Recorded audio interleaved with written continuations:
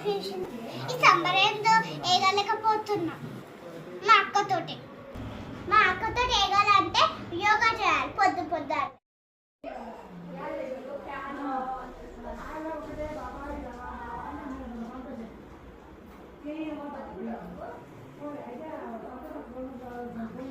అర్జెంట్గా ఫిష్ కావాలి.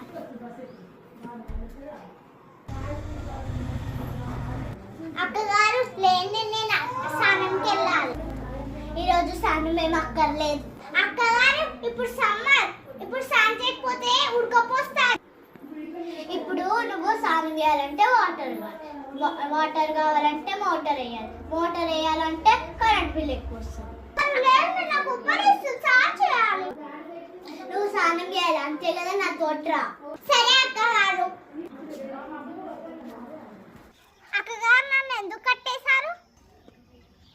నువ్వు ఇప్పుడు స్నానం చేయాలి కదా, నువ్వు ఎండలా ఉబ్బరిస్తుంది నీకు, అందుకే చెమటలు కడతాయి. నువ్వు స్నానం చేసావు కదా, స్నానం పద వెళ్దాం.